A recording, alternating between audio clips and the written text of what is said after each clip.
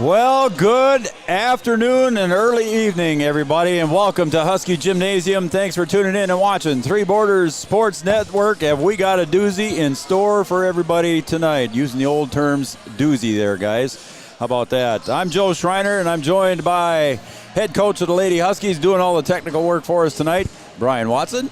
How we doing today, Joe? All right, we are ready for some basketball. We'll cover the earlier games first, but also our other member of the board up here joining us in the booth, Mr. Raleigh Lip. Thanks for joining us, bud. Good evening, Smokin' Joe. B-Dub, nothing like a heated rivalry on the coldest night of the winter. That's right. It's gonna, some energy in here today, baby. There's some fire in here today. There is a lot of energy in here today. We just witnessed, the reason we're on late here, we hope to be on about a half hour ago, a little bit earlier. We tried to be on about a half hour ago, and the JV game just went high, and it was a high-scoring game, 89-84 in favor of the Wahpeton Huskies. Over 170 points scored between the two teams, and there was a lot of fouls that took the game longer. So what a game we just saw here by the junior varsity boys. Yeah, you just don't see a lot of points in a JV game, and have both squads over 80. That's just something else. It's just two high-powered offenses.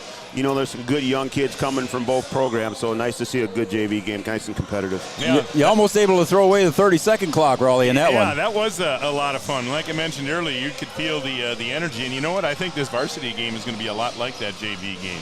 All right, I'll go through the junior varsity girls, 49-40. The Breckenridge Cowgirls defeated the Wahpeton Lady Huskies in the JV game, 49-40. And earlier on Three Borders Sports Network, the girls varsity, the Breckenridge Cowgirls defeated the Wahpeton Lady Huskies 72-60. So we've seen three great games of basketball here today so far. We're looking forward to game number 4. Raleigh, both teams averaging over 70 points a game. Is the 30-second clock going to come into play here today? Yeah, I don't. I don't think so. You know, it's going to come down to who wants it more. You know, both teams play very hard, and a lot of times in these games, you know, when teams are so evenly matched, which I think they are. I think these two teams are very evenly matched. They're both going to play hard, you know that. Sometimes who plays smarter? You know, play fast, but you got to play under control and play smart. All right, Coach Watson, we saw a physical game in the JV game. I think there was 5 players, if I remember right, that fouled out, 3 for Wahpeton and 2 for Breckenridge. Do you think the varsity game will be as physical? We've got 3 different referees coming in here for the varsity game. How physical do you think this one's going to get? I think it'll still be a physical game, even though there's a different crew. But when you've got Christensen and Konzemius inside, I think you have to kind of pound a little bit on these guys in order to try and contest them. So I expect a physical matchup inside, and also a little bit on the perimeter with Cooper, Yagi, and Dez. I think that's going to be an interesting matchup to watch. Cooper's a physical player. Dez can be a physical player. They're both lightning quick. So I think outside on the perimeter, that's going to be a nice, interesting matchup to watch. All right, there's your outside view. Raleigh, what do you think about the inside game with Konzemius, Christensen, and Carter Hare down low with Jackson Burnt? Well, I think Jonah's going to play a big key in this one. I don't think Wahpeton likes to play a real physical game. Jonah really came on in that Barnesville game. Really played physical. I think he's going to be a big key in this one. And another fun matchup to watch is Sebastian Anderson, who played his best game of the year on Tuesday night against Barnesville. He's going to have the matchup with Tollefson. And I had an opportunity to get to know Tyler pretty good out at the golf course this summer. Very confident kid. He's leading the EDC right now in scoring. And Sebastian's going to have his biggest defensive task so far in this young season. Good point. Tyler Tollefson just over 22 points, leading the EDC in scoring, and then third in scoring, almost 20 points a game is Dez. So Dez doing well as well. All right, we had a chance to talk to Coach Stephen Lip, head coach of the Cowboys, just a few minutes before the JV game. Here's what head coach Stephen Lip had to say. Welcome, everybody, to the Richland IFC pregame show. Innovative food crops from the rich lands of the Midwest, Richland IFC. Joining us now here on the pregame show is head coach of the Breckenridge Cowboys, Stephen Lip. And Stephen Lip joins us here on the pregame show to just chat a little bit about today's game. We talked to you on, well, first of all, welcome, Stephen. Hey, yeah, thanks for having me. Yeah, and we talked a little bit Wednesday night about your experience, how things went when you were a player, and now here we are here. You're in the head coach's seat, and you're taking on the the Huskies here today, and it's going to be a different atmosphere over here. Yeah, things should be a little bit different. Just a couple minor adjustments we got to make. I know maybe officiating may be a little bit different on the North Dakota side and the North Dakota side. And the shot clock will be the biggest adjustment. But with two teams that get up and down the way they do, I don't think the shot clock should make a difference for either teams today. I'm going to be honest with you. I was surprised. The girls, for the Cowgirls in the Cowgirls game here, they didn't hardly even get close to hearing that buzzer go off for them. So, again, the fast pace that you guys play, I think, is going to probably not be an issue for you guys. No, it should be a fun up and down game. Yeah, it's going to be fun, and it'll probably be a little bit physical. I'm sure the guys will be a little bit physical here, as it normally will be. But everybody will come out and shake hands at the end too. Another good cause today. Again, it's the pink out game. You can see the guys down there warming up here. The JV guys are down there with their pink out T-shirts on for a great cause for Kenzie Christensen. Oh, exactly. Yeah. Being in this community long enough, we all know that. When things like this come along, guys really start doing things for the right reason and start playing for something bigger than themselves. And the kids always realize that every year there's always something that the kids can gather behind and rally behind. Well said, Stephen. Well said. All right, so then let's just take another quick look at the game here, and then I'll let you go. Again, you guys are coming in, I believe, here at 5-0, or is it 6-0 now? 5-0. 5-0. You're coming in here at 5-0, and the Huskies took a defeat last night. They played up right here at Fargo North, and a tough game for the Huskies here. They fall in defeat, so they had a game last night. What do you think you're going to see out of the Huskies today? A completely different team? No, I think Husky basketball will be Husky basketball. I think they'll want to do the things that they do well, get up and down in transition, and let that thing fly from three, and they do a great job of it. So we're going to have to guard the bounce and make sure we're keeping a hand high on all shots as well. All right, there you go. Got to hear it from the coach. All right, I do have to ask you one more question, though, Stephen. Will the adrenaline be flying for you here today just before the tip, or just like it was when you were playing, or are you gonna be a little more reserved? Well, as you know, I mean, it should be an intense one, but I'm going to try my best to keep everything reserved, like you said. All right, Coach. Thanks for joining us here on the Richland IFC pregame show. It's head coach of the Cowboy basketball team, Stephen Lipp. Thanks for joining us, Stephen. Hey, thanks for having me. All right. All right, there's head coach Stephen Lipp of the Breckenridge Cowboys. And we'll take a break, and we'll come back about what Coach Ralph had to say coming up after these messages. Richland IFC works closely with their producers to utilize superior cropping and processing systems that yield products and ingredients of the highest quality and integrity. Richland IFC is dedicated to working with their growers through relationships based on longevity and mutual benefits for all parties involved. Richland IFC and its producers utilize superior cropping and processing systems that yield products and ingredients of the highest quality and integrity for food manufacturers. Richland IFC proudly supports all local sports teams. Three Rivers Crisis Center is offering support to survivors of domestic violence, sexual violence, and child abuse in Richland County for now over 25 years. It's free and strictly confidential. 24/7 access to support and resources including counseling. Get help, identify abuse, plan for safety, support others, and get involved. Three Rivers Crisis Center's 24-hour crisis line is 701-642-2115. Being a member of First Community Credit Union means access to better rates and lower fees. And it means being part of something more. It's joining a team that's dedicated to serving our community by giving scholarships to our future leaders, providing food for a hungry neighbor, and lending a helping hand to our local parks. Our communities always come first. It's the credit union difference. Come join us and see what we can do together. Yes. I found out way more than just like sports. I met a lot of people just on my floor, and then different activities you could go to that were on campus. I for sure will look back on all the memories and love it. My name is Grace, and I'm here for my future. Welcome back to Husky Gymnasium. Welcome back to the Richland IFC pregame show. Innovative food crops from the rich lands of the Midwest. Richland IFC, our pregame sponsor. We're about 5.5 minutes away from opening tip. We had a few seconds to chat with head coach Jeff Ralph of the Wahpeton Huskies just before. Now joining us here on the Richland IFC pregame show, head coach of the Huskies, Jeff Ralph. Thanks for joining us, Jeff, on the pregame show. Thanks, Joe. All right, Jeff, tough loss last night here, right here in Husky Gymnasium with the Fargo North Spartans last night. Tough game for the boys, and how are they doing mentally and physically coming into today?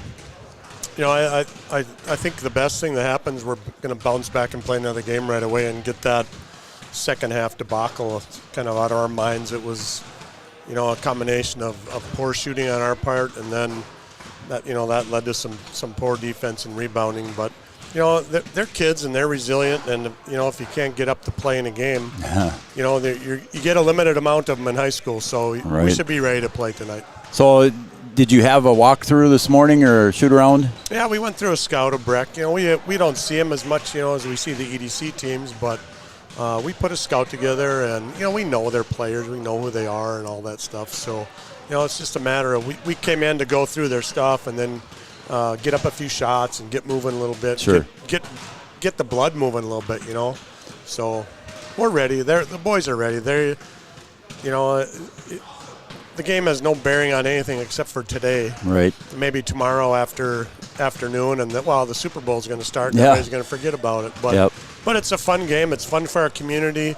You know, I think the people watching on Three Borders, and I mean, you're going to get to see the game. You know, Yep. Nobody's going to be left out of seeing the game. It's just a matter of some people can't get in here. But Yep. I think it'll be a fun atmosphere, and our kids will play hard. Their kids will play hard, and we'll have a high school basketball game today. And that's the main thing, Coach, I think, is that there is a high school basketball game today. It is a community event here. It's not at NDSCS like it has been in the past. It's back in Husky Gymnasium. It was a scheduled home game for the Huskies anyway. So it'll be fun to get a lot of people in here. There was a nice crowd here for the girls' game just a little while ago. And if you can't get up for today here for the boys after a loss last night, I think they'll be fine. I do too. I think they're excited to play. They're excited just to bounce back maybe a little bit from how we played last night.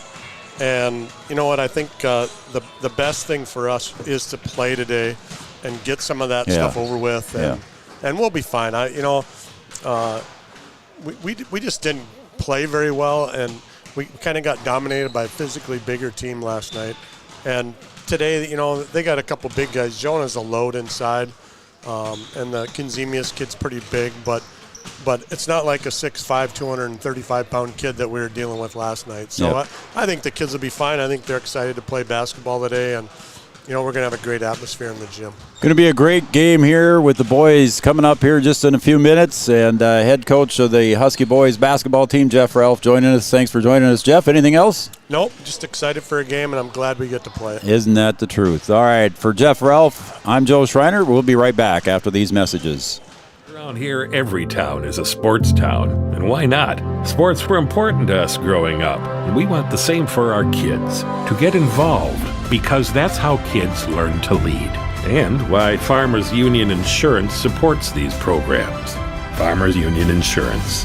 They don't just protect our community, they invest in it.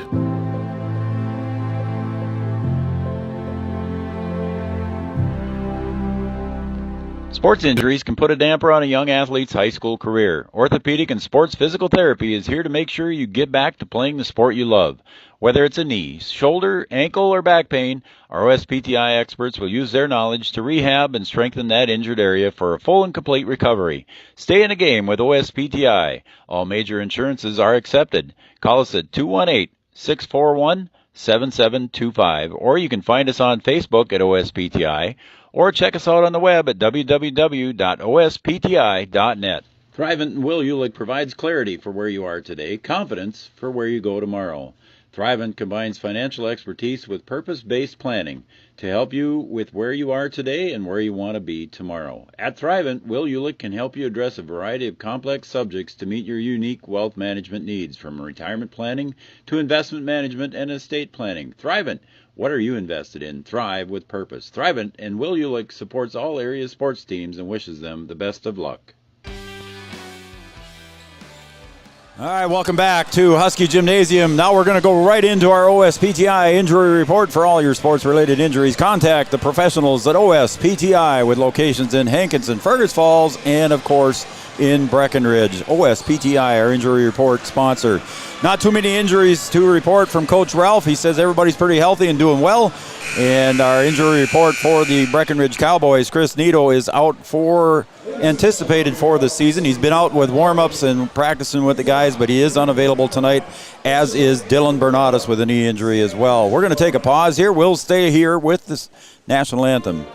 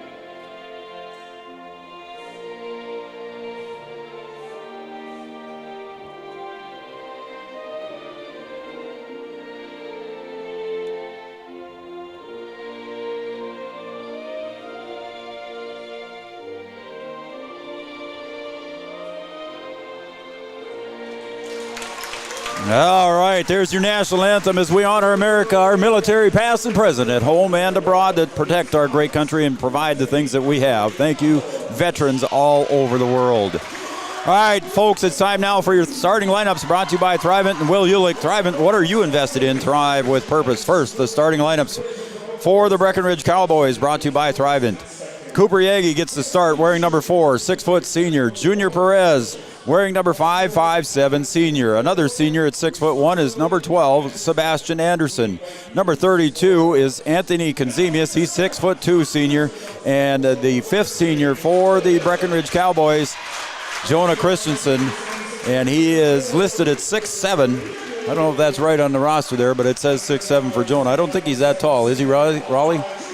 Oh, I got to turn you up, buddy. Sorry. Yeah, Jonah goes about 6'3". Yeah. He might play 3. He might play 6'6", 6'7" at yeah, times. He sure does.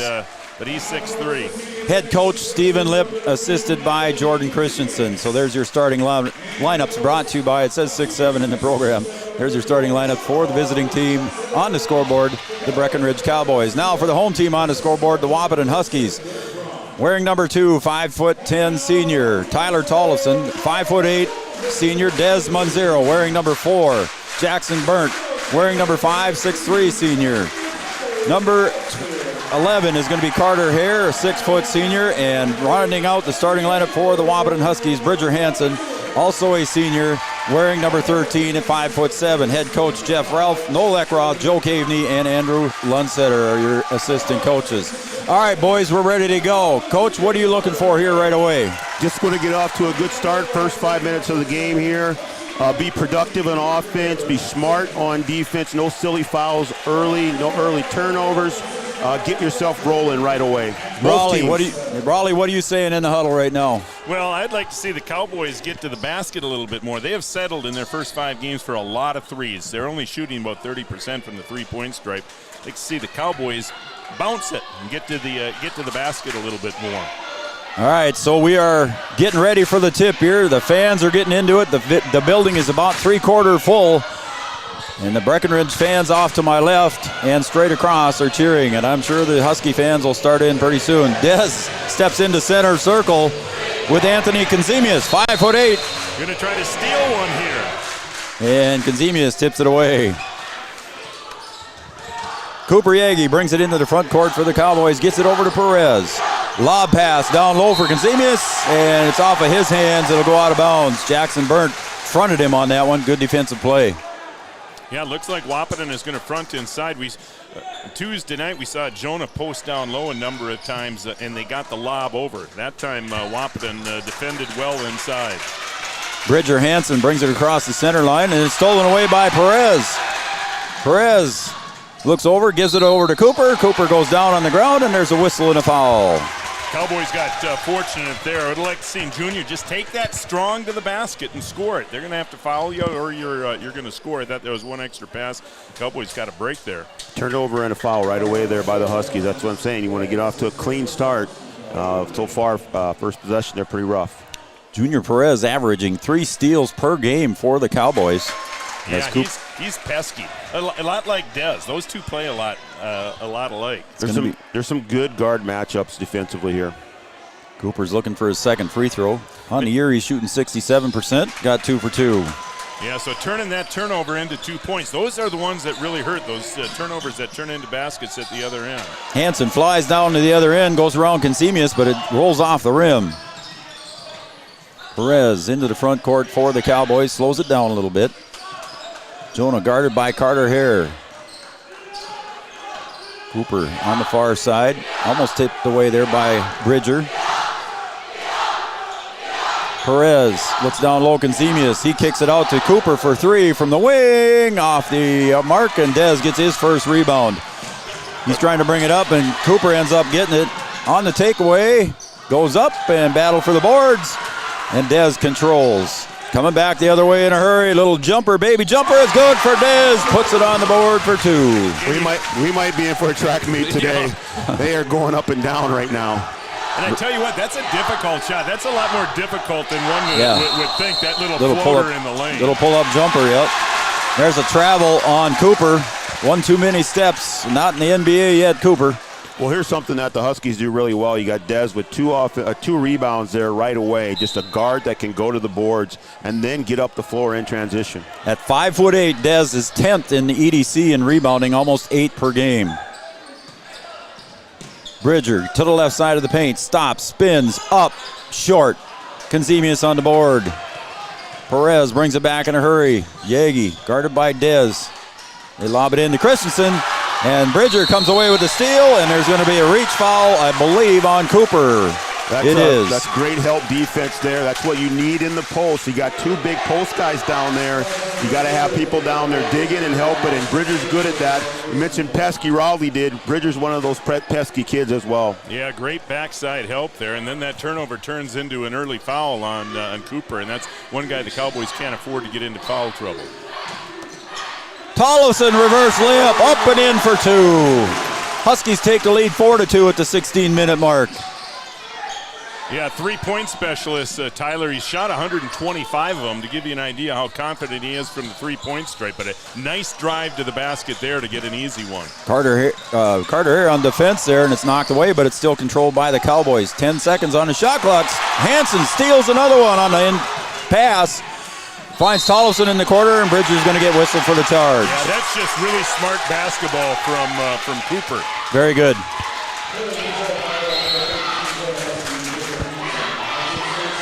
So there's a charge on Bridger Hansen. That's his first, team second.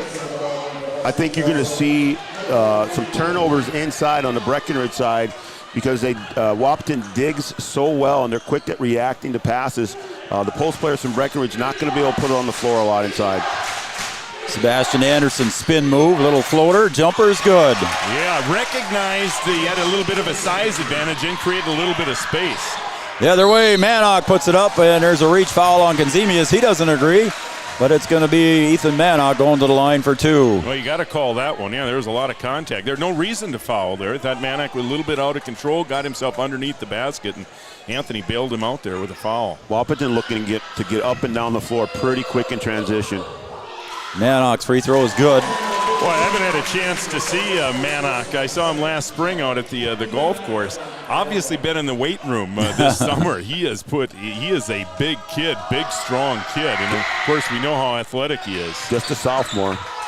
Consemius on the missed free throw. So the Huskies missed their first free throw. They're up 5-4. Back the other way we come. Perez on the far wing. Looks for Jonah. Jonah top of the key, lobs it down low to Consemius.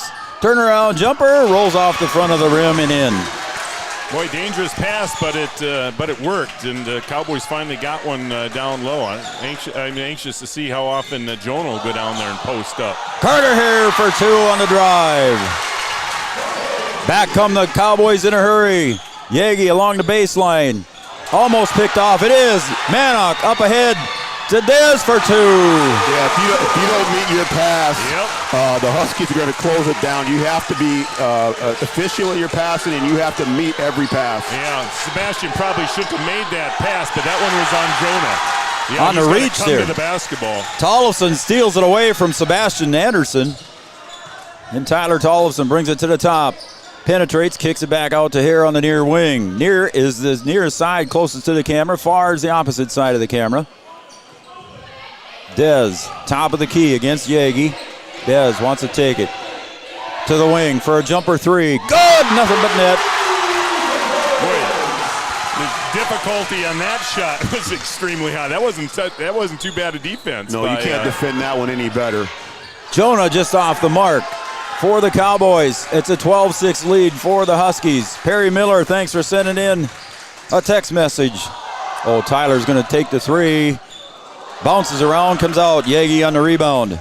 Yeah, Cowboys need a good shot now this trip. Jonah just shooting 12% from the three-point stripe. No need to take a 3 there, and he can take it to the basket. But a strong move by Jonah inside this time. Strong move by Jonah for 2, and he's going to go to the line for the and 1 on the foul by Ethan Manock. Yeah, that's where I'd like to see Jonah work. Not out by the three-point stripe. He's a horse. And he's relentless inside. Get him down inside the paint. Wahpeton got to do a better job of making contact on the box out. If you're just standing there, you're not going to get the rebound. You have to put a body on body. Jonah gets the bucket. The traditional three-point play, and it's a 3-point lead for the Huskies with 13.5 to go here in the first. Caden Kappas had checked in for Bridger Hansen. Gets it off to Hare, now over to Manock. Kappas comes through on the rotation. Penetrates, jump, reverse, just off the rim. Hare up in the boards, but cleared away by Jonah. Back we go the other way. Cooper to Jonah. Top of the key. He's going to spin against Manock. Spins, puts it up. No good. Sebastian Anderson, nice job on the boards. To Yagi. Puts it up with a left-hand layup. Up and in for Cooper Yagi. Yeah, just another no box out by the Huskies, and it cost them a basket. Second chance points. Good for the Cowboys right now. Kappas takes it to the hole. Doesn't fall. Doesn't get the roll. Back come the Cowboys with a chance to take the lead. 12-11. Cowboys doing a good job of keeping Wahpeton off the offensive glass. There's a whistle. Yep, that's a good call. That's going to be on Anthony? That's 2 on him, isn't it? Yeah, I think so. Let's see. What have I got? And he got himself he got himself into foul trouble on Tuesday night about at the 12-minute mark, and sat the rest of the first half, and might be in the same situation here. Yeah, too early. He's going to have to sit for a while. There's no need to go back to him unless you really dig yourself a hole. You could put him in spots, but I think he's going to sit for a bit. Landon Blofus checks in for him. Yeah, and both his fouls have been at this end, at the offensive end. You got to stay away from those. That was a wasted foul there. He's kind of going for a loose ball there and gives him a little hip check, and an official calls it. Landon Blofus must have to go back in and wait for the buzzer. And he didn't check in. Is that what happened? I don't think he checked in. He's got to go all the way to the scorer, and I think he just went in front of the clock operator. Adam Ohm also checks in. Well, these are big minutes now for the sophomore. Sophomore Landon Blofus, 6'2" sophomore. Bridger Hansen almost loses it. Again, Junior Perez with 3 steals for the Cowboys averaging. Dez a little between the legs. Kicks it over to the corner. Manock shakes and bakes. Goes to the hole. Reverse. A little bit too strong off the glass. Had the move, but just couldn't finish it. Blofus and Manock played a little time in the junior varsity game in the first half. Pretty good battle between those guys. Cooper takes it to the hole, and blocking it at the rim was Ethan Manock. Good weak side help there, coming to get a hand on it. Pretty close to the goal tip, but I don't think he hit the backboard first. They get it off to Manock, and he almost put it in, but Jonah's going to get whistled for the block. Yeah, Jonah had his back turned, and he was still moving. He's trying to say that he was in place there, but he was still moving, and that's going to be a good call with the blocking foul. Ethan Manock so far today 1 for 2 at the line. He's got 1 point. First free throw is good. I think free throws are going to be important in this game. I mean, they always are, but I think they're going to have a huge impact. Manock, second free throw, good. Yes, Steven having a discussion with the official over there. I think he thought that was a goaltend at the I bet that's, like Coach Watson said, it was close. It was close. If it hits the backboard first, it's an automatic goaltend. Got a whistle on Landon Blofus. Away from the ball. I didn't see what he did, but it was on Blofus. That'll be his. No, it was. Yeah, it was on Landon. I'm sure it was Landon. They still showing 34 on the scoreboard, but I'm sure it was Landon. Bridger brings it back up to Kappas on the far wing, right in front of the Cowboy bench. Kappas a couple of times on his drives has taken it. There's a three-point shot by Burnt. Hits the bottom of the net. Jackson Burnt, his first point of the game. Yeah, Jonah's going to have to come out there and make Jackson put the ball on the floor. You can't give him that Cooper wants look. three. There's a push from behind again. Is that going to be on Blofus again? It is on Landon Blofus. 2 fouls on him right away. So he comes in for Consemius, who got 2 fouls, and now Landon Blofus with 2. Coach Stephen Lips got to go to the bench early here, a little probably deeper than what he likes to. So we have the Ohm boys in. Yeah, if the Cowboys thought they had an advantage, I think it was inside. And now you got your 2 big guys with 2 fouls early. We still have 11 and a half minutes to play here in the first half. And it's going to be interesting to see how they play those 2 guys here the rest of the first half. Reese Peterson checks in as well. Kappas looks for Dez. Dez and Cooper Yagi. We were anticipating this matchup all day. Cooper step back, or Dez step back 3 and a rebound by Perez. Nice job by Perez getting the rebound. Cowboys are going to have to get after the glass with their 2 big guys on the bench. Bridger gets it up ahead to Kappas. He'll hand it back to Burnt. Burnt's going to penetrate, take it in. Got a whistle, and I believe it was before the shot. Yeah, on the drive. A little arm bar there. Would have liked to see those earlier today. In your game, huh? Alex Ohm with the foul. Well, Jackson doing a nice job there, realizing he has a bit of an advantage on Ohm and taking him strong to the basket. Bridger up and off the glass for 2. But Peterson wants to step in there. He had great position defensively, but then kind of just let Bridger get by him. Turned aside, you step in there and take the charge. Cooper spins in the paint, moves, puts it up off the glass, and it gets stuck up in there. They call it a wedgie. Our first wedgie of the year that I've seen anyway. 10:23 to go. Yeah, that's Cooper's move there. He wants to penetrate and get in there, spin a little bit, and see if he can't power it up. He's not able to finish that one. Sebastian Anderson checks back in. Go ahead, Raleigh. Yeah, Cooper, another guy. He shoot the 2-pointers. He's shooting well over 50%, but from the 3-point stripe, he's shooting under 30. So I'd like to see him get into the paint. Manock saves it. Burnt for 3. Got it. Just a little hustle play like that by Manock turns into 3 points. Manock has really been a big difference maker here in his short few minutes off the bench here. Winning that 50-50 ball battle right there. Perez for 3. Anderson on the board on the weak side. Finds Ohm. We got a whistle and a travel. Turnover on the Cowboys. Right now, the Huskies doubling up the Cowboys, 22-11, 9:51 to go on the Farmers Union Insurance scoreboard. Now you'll get Jonah back here for a little bit. Let's see how long he goes with them. Play him for a little bit. See if he can play clean. Maybe get Anthony back in. See if he can play clean for a little bit. Just alternate him in and out. Yeah, those guys have to understand. You have to understand how to play smart and stay away from fouls. That means moving your feet. Tyler wants to go. Got to give it up. Over to Kappas. Kappas along the baseline. Got to look for help. Whistle, and he slid his foot. Yeah, Jonah, nice job of help defense there. He's going to go back to both of them here. It's interesting that he's going to put them both in at the same time. Consemius with 2 fouls back in. I think, though, with the lead where it is, with them being behind right now, I think that has a lot to do with it. Yeah, like I said, you just have to be smart. These guys have to be smart, knowing they have 2 fouls. Understand the situation. Anderson shakes, bakes, gets to the left elbow, finds Perez. Perez drives, goes in against Burnt, and Burnt with the foul. Perez. Yeah, just not a good close out there by Kappas. He's got to go over there ready to move, ready to play defense, and just contain.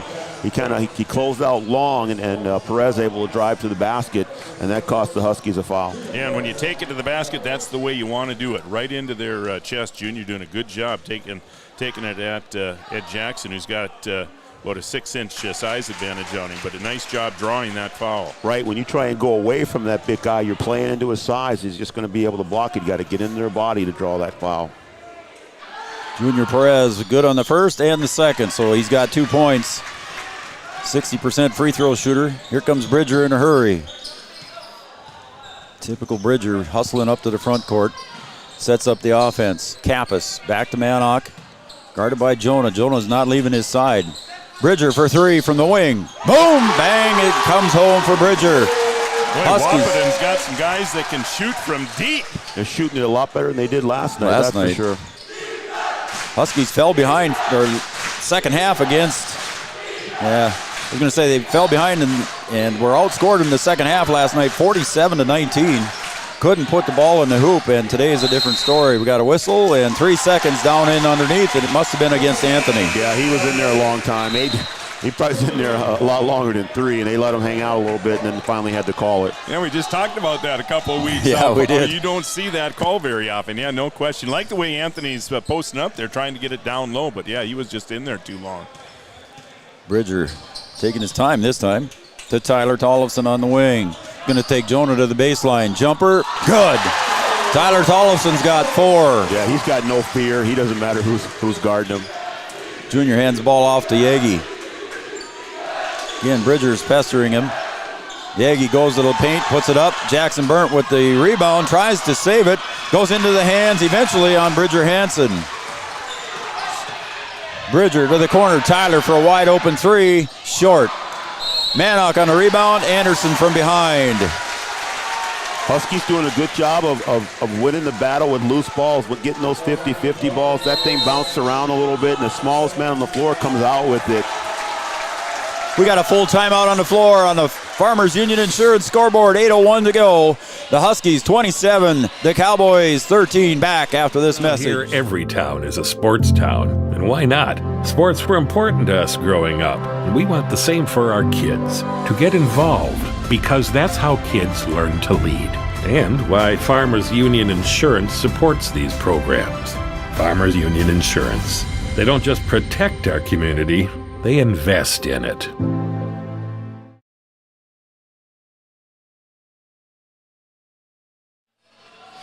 Oh, we got a hot one going here, folks. Again, welcome back to Husky Gymnasium. 8:01 to go, 27-13. Raleigh says dream team. Perry thinks that we're the dream team up here, so we appreciate that, Perry and Denise. Thanks for tuning in and listening. Evan and my grandson Wyatt watching back in Fargo. Thank you, guys. Grant Davis, appreciate your comments as well. Grant there, buddy. Good job on the wrestling season. Clint Gilbertson tuning in. Thank you, sir. Free throw by Manock is good. How about we're just living the dream? We are living the dream. We'll take that. I don't know if I'm a dream teamer, but I wasn't that close in playing basketball. You two were. You're the baseball guy. Come on now. Yeah, but you guys were dream teamers as Manock gets them both. Boy, Manock has been a difference maker here. Yes. In the first half off the bench, and I wouldn't be surprised if the Huskies don't go after Christensen and Kinzemius here. One of them is matched up with Manock, and both those guys have 2 fouls. Lob almost hit the rim intended for Kinzemius, didn't work. Hare doing a great job on defense down there with Kinzemius. Carter Hare doing a great job on defense there. Outsize Tollefson for 3, off the rim. Kinzemius on the long board. He rushed that one just a little bit. Perez, front court, 3 from the corner. No good. Bridger out rebounds. Yagi gets it up ahead to Tollefson. Looks underneath, not there, and he's trying to go up, loses control, and it'll be off of Tyler's hands. It'll be Cowboy ball. Yeah, in transition there, Dez kind of got in his way. He's running to the block, and Tyler crossed over. Would have had a clear lane if Dez wasn't in the way there. Yeah, I'm surprised Wahpeton hasn't really went after Kinzemius or Christensen yet. Yeah, you would think you could put Manock inside and try and pound it in there and take advantage of Christians having those 2 fouls. Baggy to the paint. Lobs it in for Kinzemius over the top of Hare. And the boys are elbowing back and forth. No good, and Hare on the board. Carter doing a great job down there. That boy brings his lunch pail every game I've watched. Mom off the glass Dez off the glass for 2. Perez. An 18-point lead as Sebastian Anderson goes in for 2. Huskies left him wide open. Back comes Dez. Picks up the dribble, gives it to Mannock. There it is, one-on-one. He'll step back just inside the arc. No good. And a rebound by Anderson. Yeah, I would have liked to seen Mannock go to the basket there strong, understanding he's got a guy with 2 fouls on him. Sebastian Anderson for 3. Boy, they've needed some hoops. They needed a spark at the offensive end, and Anderson has provided it. Those are 2 big possessions for the Cowboys, just when it looked like it might slip away. We'll just keep it here on this short timeout. This timeout brought to you by Three Rivers Decorating. For any of your home decorating needs, make sure you stop by Three Rivers Decorating. Guys, a little back and forth. It's a 13-point lead, but I don't think that's going to last. I think eventually Breckenridge is going to make a run, Raleigh. Well, 3-point shooting has been the difference here so far. Wahpeton's got contributions from a lot of different guys from the 3-point stripe. And like I said, Mannock has really been a nice spark off the bench for Wahpeton. But we still got 6 minutes to play here in the first half. Got to battle back, get this down into to single digits and make it manageable in the second half. And so far, so good in terms of Kazemius and Christensen staying away from that 3rd foul. Yeah, if you can contain or kind of cool down Sebastian Anderson, who's had 2 good possessions here, you can kind of keep him at bay. But Wahpeton's got to be productive on offense. They can't have empty possessions here. They want to try and stretch the lead a little bit. All right, we're going to be back in action now as we approach the 6-minute mark of the first half. Carter here at the free throw line. Turnaround jumper. No good. Anderson battles burnt, and it's controlled on the other side by Adam Ohm. Ohm brings it up to Yagi for 3 from the wing. Just short. Kazemius up high, and he aims for Yagi, and it'll be over and back on that call. It was not tapped by the Huskies. Go ahead, Brian. Yeah, you get that rebound there. You still want to hold that possession. You got a brand new clock there. You certainly can't turn it over. So the Huskies looking to increase their lead. 3-point shot by Burnt. Nope, off the back iron. Kazemius kind of felt Bridger Hansen coming around to steal that one and pulled it up high. 2 quick shots on 2 possessions there by the Huskies. You want to use some of the clock too. Adam Ohm can make it rain when he shoots that 3. Dez wrestles it away from Jonah. You don't see that happen very often from Jonah. Tollefson along the baseline goes up against Cooper, and it's going to be another charge on Tyler. Second time we've seen Cooper do that, and if you're going to leave your feet in the lane, be aware of where Cooper is. Yeah, that's 3 poor possessions in a row by the Huskies where they get nothing. Breckenridge got to start to capitalize on these. You know, that could be a 6-point to change right there. If they can get a couple buckets. Yeah, I'd like to. Cowboys have been successful getting to the basket. Cooper had a good look from the 3-point stripe that last time down, but I still wouldn't mind seeing him get into the lane. He's shooting under 30% from the 3-point stripe. If you're struggling from the stripe, get to the rim. And that's usually what Cooper does. He likes to penetrate, go into the paint, and do some work down there. And there he goes. He's going to kick it out. Finds Anderson breaking to the bucket. Blocked from behind by Burnt. Anderson for 3. Rolls in and out. Oh my goodness, that was close. Dez up in a hurry, goes up against Anderson, gets the foul. So Sebastian Anderson's going to pick up his first as Dez going to go to the line for 2. Yeah, here's a situation where as a player, you miss a shot, it goes in and out, and then you kind of slump your shoulders for a second, and then boom, in transition, here comes Dez. You know, if you're ready after that miss, you're able to get in position and maybe pick up a charge, but just that one step cost him the foul. Dez at the free throw line, 70% shooter on the year, gets his first.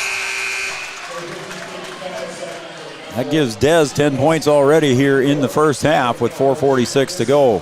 Yeah, it's Tollefson. The Cowboys done a good job on Tollefson here in the first half, but it's the other guys that are hurting him. Dez and Mannock and Jackson has hit some big threes. That's the one thing about the Huskies. They have a lot of players that can score. It's not a one-man machine.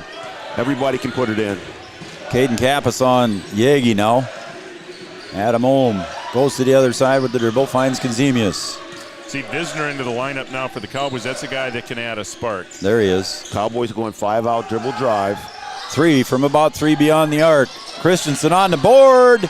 Goes back up, gets the foul. He'll go to the line for the and one. And again, the patience beat up, getting that rebound and just being strong with it. Yep.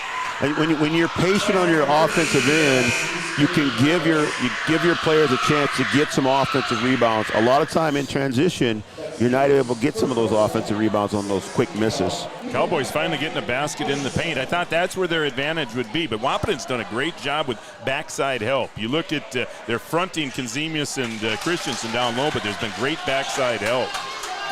So 2 conventional three-point plays by Christensen gives him 6 points. Kappas to Dez between the circles. Goes over to the other side to Kappas again. Guarded by Visner. Got a little too tight on that one. Yeah.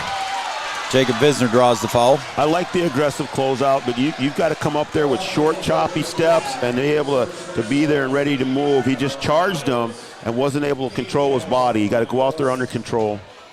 I jinxed Caden last night saying his percentage before he shot, so I'm not going to say his percentage here on the free throws until he shoots. First free throw from Caden is good. Nothing but the bottom of the net. I'm assuming he's a really good free throw shooter. He was 100% until last night when I said it, yeah. Yeah, So- he looked good on that one, boy. Nice smooth stroke, just like his old man, huh? Yeah, just like Chris. Second free throw. See, or we jinxed him anyway. Joe. He was 83% before that one. Cooper brings it up in a hurry. 4 minutes to go in the first half. Cooper, nice shake and bake move. Rolls it in off the back of the iron, in for 2. That's what I'd like to see Cooper do more of, is get to the rim. Very difficult, not just his quickness, but his strength. Gives him 6, and the lead is 10. 3:45 to go. Huskies going to take a little time off the shot clock here. Yeah, they certainly can be patient here. No hurry. Tollefson for 3. I was going to say it had the bank if it was going to go in. Right in the angle here with me. Adamo tosses it in to Kazemius, and I believe that's going to be on Manock on a push from behind. Let's see what they say. Boy, another opportunity for Wahpeton to go after one of those guys, though they haven't really been in a position to pick up their third foul yet. And, you know, they don't get the basket, and then Breck comes back, and now they get the opportunity to score with the clock stopped. That's 2 fouls on Manock as Kazemius goes to the line. First free throw is good. Yeah, I wasn't going to mention the Cowboys' struggles from the free throw line. You know what? Cowboys shooting just over 50% coming into the game, though. That's a lot of points left out. And I'm not going to say Anthony's average until he's done. He'd appreciate it if you didn't mention it at all. Probably. All right, we won't. But he knocks down 2 big ones. 2 in a row, there, yep, 2 big ones. Single-digit game. 8-point lead for the Huskies. Hare in the paint. Kicks it out. Tollefson for 3. Got it for 3. Tyler, his first 3 of the game. Yeah, I mean, you just can't go to sleep on a guy like that. I mean, he hasn't done much here in the first half, but you just got to know where he's at. You have to know where he is at all times on the floor. And there's another guy, Ohm, who you got to know where he's at. Adam can shoot the lights out, shooting 50%. Another athlete with the ball, but he loses it, just as I said that, as Kappas takes it away. Up ahead they go to Tollefson. Thought about the 3, goes in against Kazemius. Hare for 3 from the wing. Got it. Boy, Wahpeton can shoot the 3. Man, they're hot today from the Nice from the arc. inside out, too. Nice inside out pass on the drive. Yep, Tyler took it to the baseline and kicked it back out. Yeah, Tyler did a good job going at Christensen. Anthony did a good job using his feet there to stay away from that third foul. Visner over to Yagi at the top of the key. Kappas guarding him. Adam Ohm from a long way. Got it. Made it rain for 3. Adam Ohm. Yeah, he's a shooter. He's pure. Back in a hurry. We go the other way. Visner. Wait, yeah, Visner is... He's looking like he's hurting there. Yeah.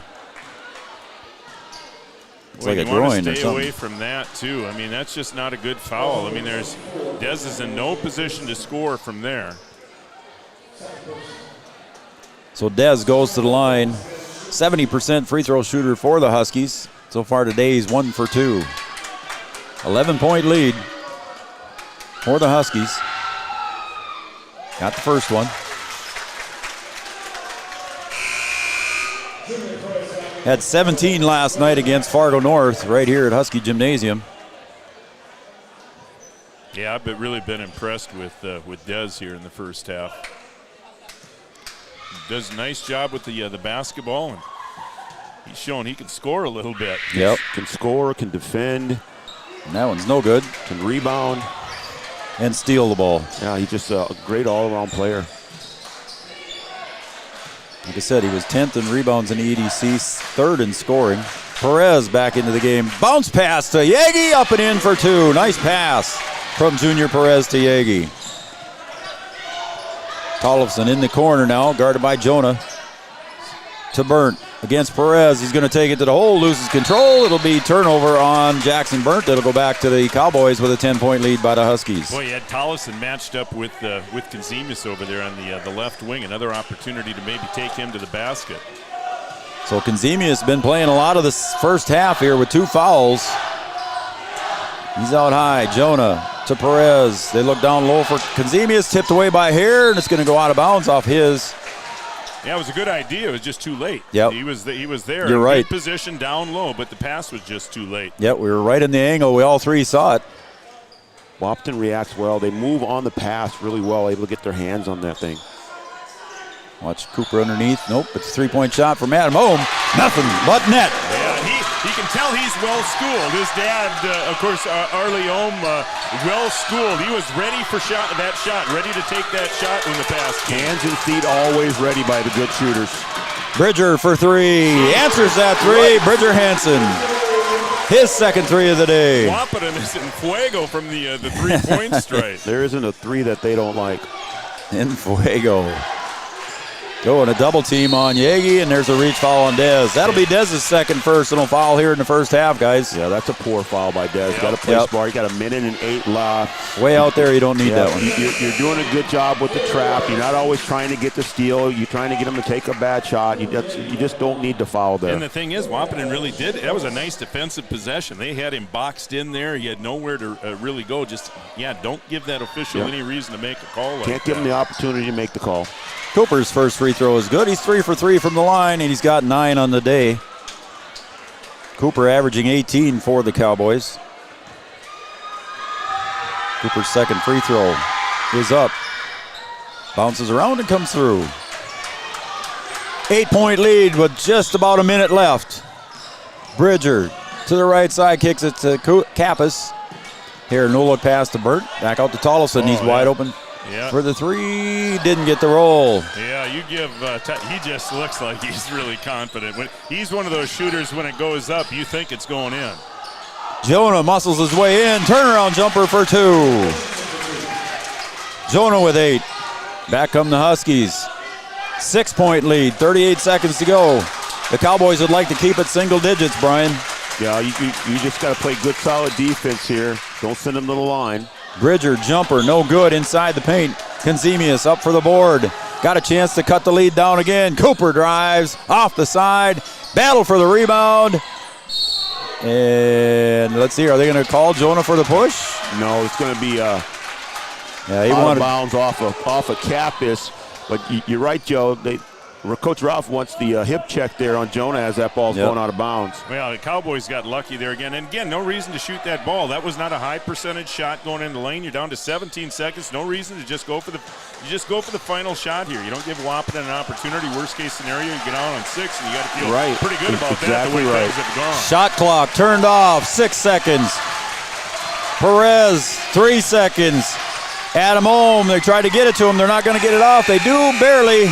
Yeah, you just want to get it into Cooper's hands at that time at about the 8-9 second mark and let him create. And they just couldn't get it into his hands, but kind of what we expected. Wow. Get a chance to take a breath here, Brian. Yeah, it's the game that we expected, up and down, fast-paced, lots of threes. It's everything we thought we were going to get.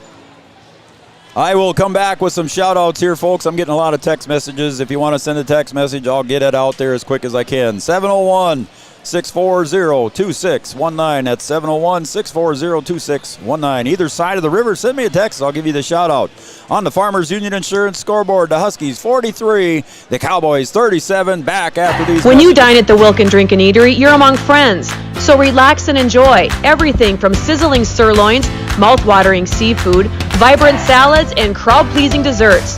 The Wilkin also serves the best pizza in town. Dine in or carry out after 5. The Wilkin Drink and Eatery, gracing Minnesota Avenue since 1897. The Wahpeton All Sports Booster Club would like to thank those individuals, families, and businesses who sponsored Husky sports over the years. 2020 has been a challenging year for us all, but we hope you'll continue supporting Husky athletics through the Wahpeton All Sports Booster Club. To learn more about what we do for the Huskies, please visit www.wahpetonboosterclub.com or go to our Facebook page. Thanks from the Wahpeton All Sports Booster Club. Dr. Jessica Bakken and Dr. Rob Doman of Doman Chiropractic are proud supporters of Wahpeton Husky and Breckenridge Cowboy Athletics. They are your go-to chiropractic team in downtown Wahpeton. If you're cheering for the Huskies, Lady Huskies, Cowboys, or Cowgirls, and you suffer from back or neck pain, you need to give Doman Chiropractic a call today at 701-672-8100. We have your back. Go Huskies, go Cowboys. Trust me, they're your spine shrine. Doman Chiropractic in downtown Wahpeton on Dakota Avenue. Scott's Electric in Wahpeton is a proud supporter of high school athletics. If you're in need of commercial, industrial, agricultural, or residential electric service, call Scott's Electric at 642-9244. Licensed and bonded in North Dakota, Minnesota, and South Dakota, offering 24-hour electrical service. Check out Scott's Electric website at www.scottselectric.net. Scott's Electric.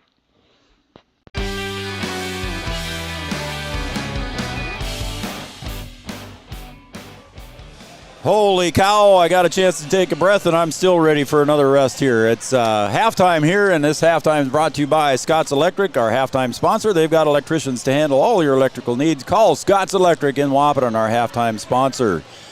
43-37 at half. The Cowboys and the Huskies going at it. A 6-point lead for the Huskies. Raleigh, what did you see in the first half? Well, Wahpeton can shoot the three.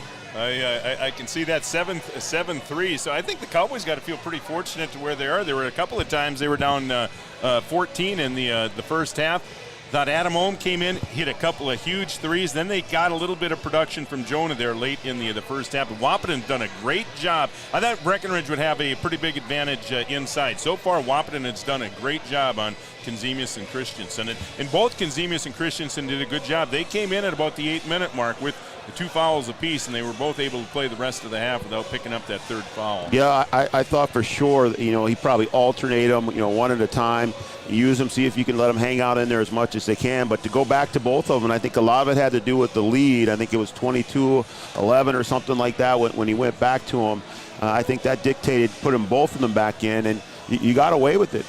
They were able to play without either one of them picking up that third foul. They pick up that third foul, then they're really going to have to sit the rest of the half and maybe even a little bit to start the second half. So a good job of managing the foul trouble and a good job of staying in the game, not trying to get it all back at once, finding your shooters, getting some offensive rebounds, and getting some stops at this end. You have to get some stops at the defensive end, even though Wahpeton able to throw in some threes, maybe some bad shots on the Wahpeton side too as well. And they were able to score with the clock stopped a bunch of times, which really helped them out. It helped extend the half a little bit, and I think that played in their favor. So a good first half by both teams, kind of doing what they do. And then Breckenridge able to manage some foul trouble that they had. These two teams play very similar. They up do, and down. yeah. I thought Wahpeton had a few opportunities to go after Kenzemius and Christensen, but never really did. And I thought they had matchups, too, to go after him to get that third foul. Tyler had a couple of opportunities, I thought, maybe to take him to the basket and try to draw that third foul. But Wahpeton, they were feeling the threes, and I think they fired a few too many of them, I thought, late in that first half. But, boy, when you're feeling them, yeah, it's hard to stay away from them. It's hard to stay away from if you're a team that just lets it fly. That's what you do, and then you just don't have those players that have that mentality. Okay, I shot fake, I get him in the air. Now I need to really go to the basket, go through his shoulder. Instead, we try and go around, or we try and avoid him. They had a chance there. I think it might have been Jackson Burnt that got either Kenzemius or Jonah in the air and had a chance to draw that third foul and kind of avoided him. And then they kicked it out, and they shot a three there with Tyler. You just have to have that mindset and understand what's going on. Hey, he's got two. I need to get him off the floor. I need to go right at him and go and attack him, not go away from him playing to his sides, get into his body and see if I can get him off the floor. Yeah, it'll be interesting to see what type of adjustments are made. I think the Cowboys wanted to go inside. They tried it a couple of opportunities their first few possessions and threw it away and then kind of got away from there. But give Wahpeton a lot of credit, front and inside, and then we've seen a number of times some great backside help in the first half. Yeah, I think with the way that Wahpeton's playing, that they're fronting on the low block, okay, but when you have two big guys like Christensen and Kenzemius, and you're going to front like that, you've got to go high-low. Get that ball on the high post. Let the one who's on the low block kind of turn and seal, and then you can throw it over top because there's not going to be any help on the baseline. Okay, you kind of clear out that backside, spin, seal them, and then get that little high-low pass, and you can take advantage of your size there. So we'll see if they look at that, see if they want to kind of pound it inside, and maybe get some three-point plays in there too as well. But right now, I mean, it's 37-43. That's a good first half of basketball. Well, guys, I'll just quick go through the scoring here before we come back. We'll take a quick break. Cooper Yagi leading the Cowboys in scoring. He's the only one in double digits with 10. Adam Owen with 2 threes. He's got 6. 7 points for Sebastian Anderson. 2 free throws for Junior Perez. 4 for Anthony Kazemius on a field goal and 2 free throws. Jonah Christensen with 8.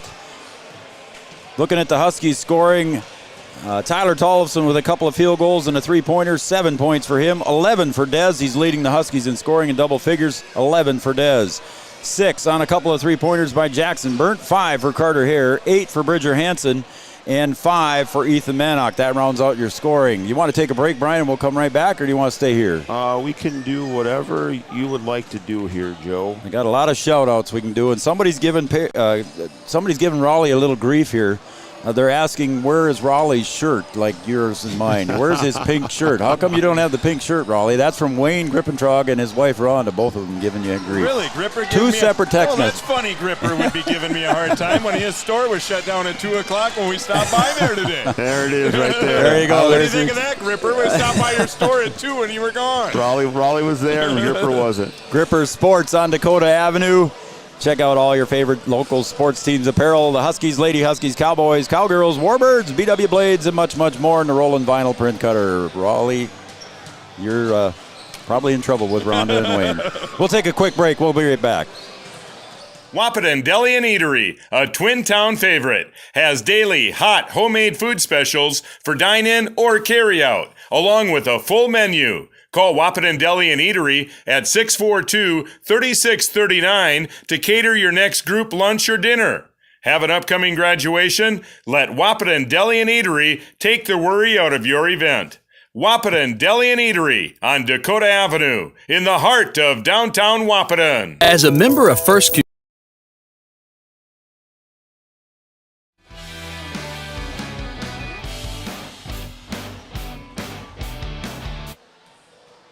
All right, we're going to turn it up a little more here. It's pretty loud in the gym here.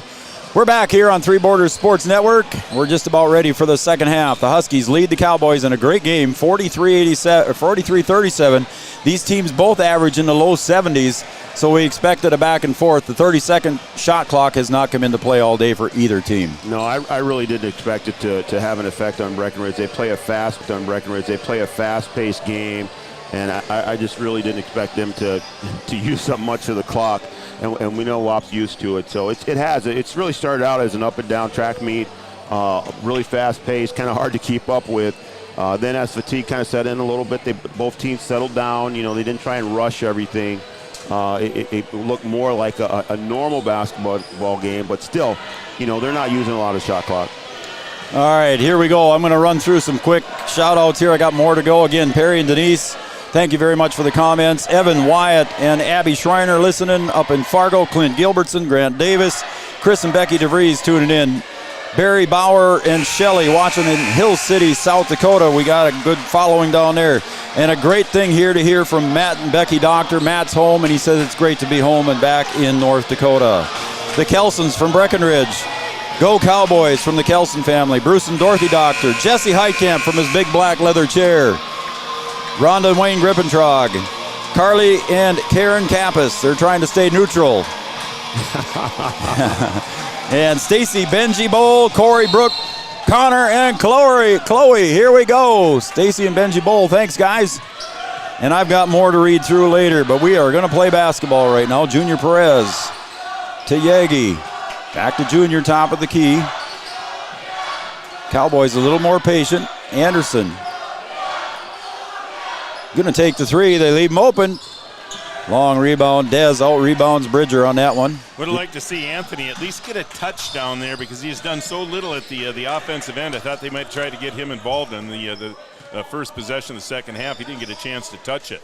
We'll see what Coach Lipp drew up. Hanson for three. Bridger. And the threes keep on raining for the Huskies, Raleigh. Yeah, 3 for Bridger. And again, Tollefson, he's the leading scorer in the EDC. Cooper for 2 and got the and one. And it hasn't been him really that's hurt him from the 3-point straight. Boy, Bridger is shot the 3 with confidence. And that's, again, there's Cooper again getting to the rim. A lot of times he settles for the 3. He's so difficult to stop on the drive. And again, not just because of his quickness, but because of his strength on how he's able to finish. When he gets in the lane, he's almost got a three-pointer automatically with how strong he is down there. If the help comes, he's going to have an opportunity to get 3. The lead is 6 for the Huskies. Hanson, top of the key, looks for Burnt at the free throw line. Back to Hanson for 3. He knew it was short. He took off after it right away. Hare tries to save it, and it goes into the crowd. And I think there was a reach there by Cooper, and Cooper might have got his finger on that. I thought it might have gotten tipped, but Bridger reacted like it didn't get tipped. So not a real good shot. You got to move the ball a little bit more, make one more pass there. Jonah for 3. Off the rim. Yagi on the weak side rebound. Looks for Jonah again. They're in the paint. Oh, no. And that was Carter Hare.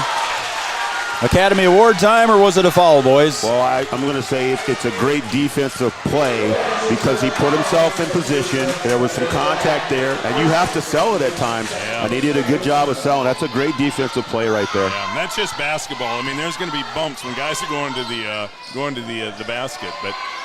Jonah now with 2 fouls. He's with 3. That was a big call. Oh, 3. Excuse me. Bridger for 3.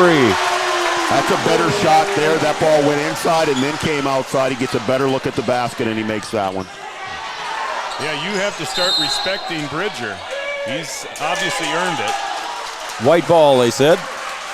Bridger plays with a lot of confidence. I mean, he's a kid who's not very tall, but he plays about a foot taller than he is.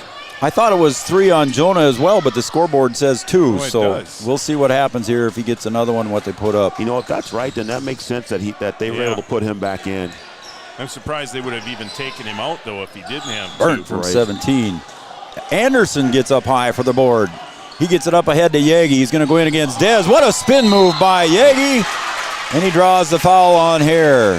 What a heck of a move. What a spin move. I got dizzy just watching it. Just to be able to come out of that and still have control of your body to be able to get a nice shot attempt. Rolled off the back iron. Cooper at the line. So far, he's perfect. And I just jinxed him. When will you learn? I know, got to quit. He was 5 for 5 at the line before that shot. Now he's 6 for 7. The lead is 8. We're under 16 to play. Dez to Bridger. Burnt in the middle. Now Tollefson goes to the baseline. Jumper.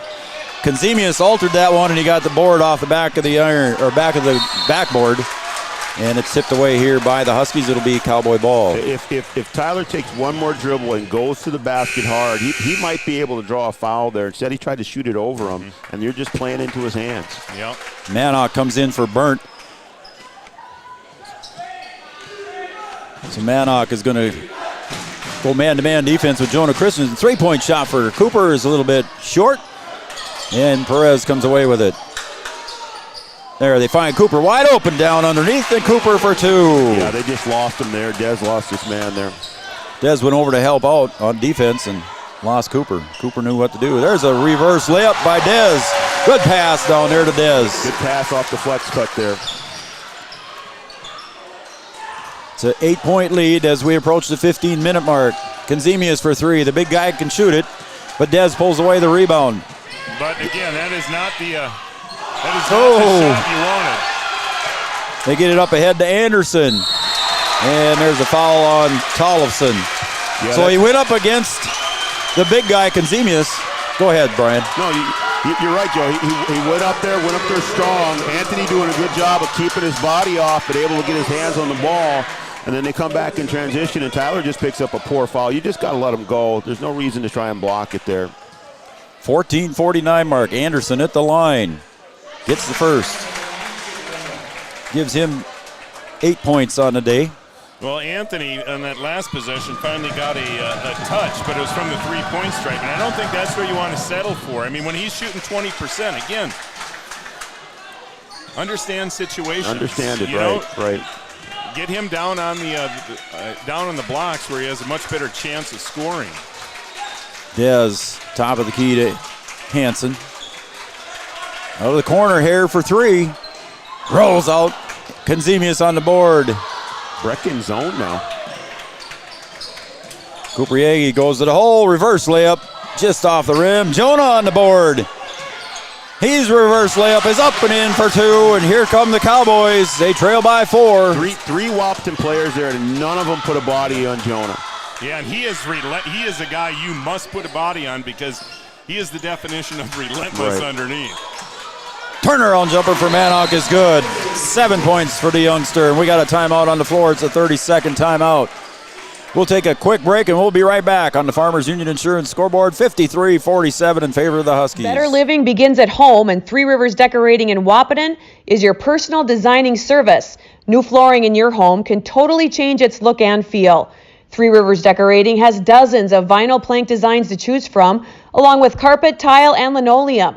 Whether it's updating your home's interior or retail space, Three Rivers Decorating has all of the latest styles and trends. They also offer free estimates. Give them a call today, 701-642-8454. Welcome back to Husky Gymnasium. A couple more shout-outs I want to do here. The Manocks from Scottsdale, Arizona, they're watching down there at Scottsdale. What a great time for them to tune in down there. Patty Robertsdahl, hey, thanks for watching, Patty. Joe, this place is starting to get rocking in here. I love this atmosphere, man. I like playing at Science School, but this is nice. I really love it. Yeah, I'm with you, B-Dub. I'd like to see the games back here. Jen There's some atmosphere. Jen and Gary Phillips, go Cowboys.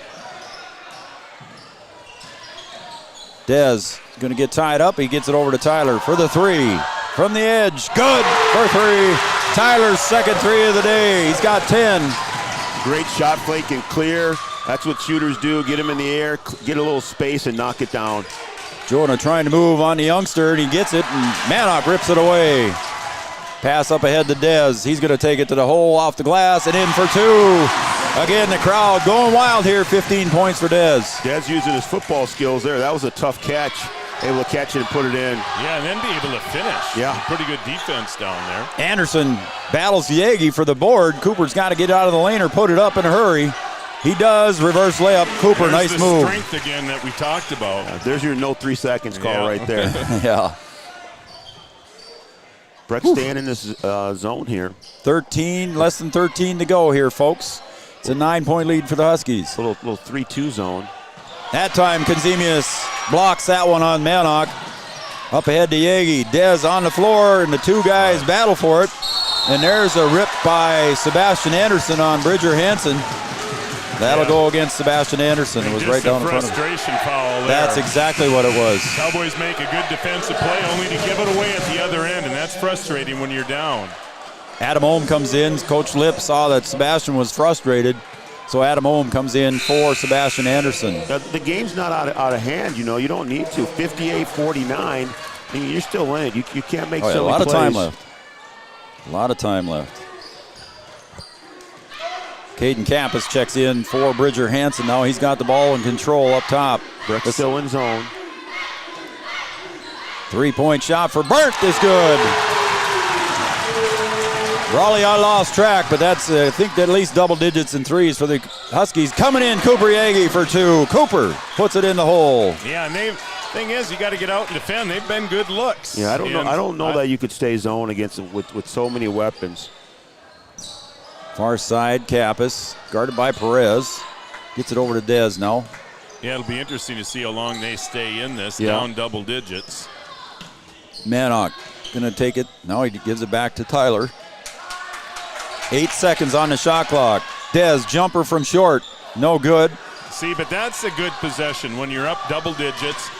Yeah, you missed the shot, but you know what? It was a good shot. You got a good shot. That was a high percentage shot. Got a good look low on the clock. Kazemius turnaround jumper, no good. And I believe that will be against Christensen. It was. Yeah, That was on Anthony, though. Anthony had an opportunity. Was it Anthony? To take it up. No, there was the foul was on Jonah, but Yeah. Anthony had a golden opportunity there. He was right underneath the hoop, just take it up strong. Instead, he wanted to stay away from contact and fade it away. It turns into a big foul on Jonah now. Now I can see you're going to need to play zone for a little bit just to kind of manage some of the foul trouble. But at some point, you're going to have to go back to man-to-man. Shannon Wendorf, thank you for tuning in, watching Three Borders Sports Network. Go Cowboys, she says. Hanson to Kappas. Brings it around to the other side. Now goes back. Hanson for three. Wide open. Drains the three. My goodness, the three is falling for the Huskies today. That's good ball movement by the Huskies. You get that thing on one side, bring it to the other, and then bring it back. That's where you're going to get open looks against the zone. Cooper strong to the hole. Gets his own board. Reverses it up. No good. Consemius battles Manock, and we got a whistle, and it's a jump ball, I think they're going to call. Yes, it is. Possession arrow to the Huskies. Consemius and Manock went up there high for that board and battled her all the way down to the floor. Breckenridge is in the right zone. They're in a 3-2 zone. They're trying to protect the wings and take away some of those long threes. But Wahpeton's getting good ball movement, good reversal, and able to find some open looks. Huskies up by 13. Still 10.5 to go plus. And when you're down double digits, when it gets to this mark in a game, it starts at this end for the Cowboys. You got to get some stops if you're going to get back into the game. Hanson to the baseline jumper. No good. Consemius rips it off the board. They get what they want there. They get a stop. Now you have to score. Got to chip into the lead.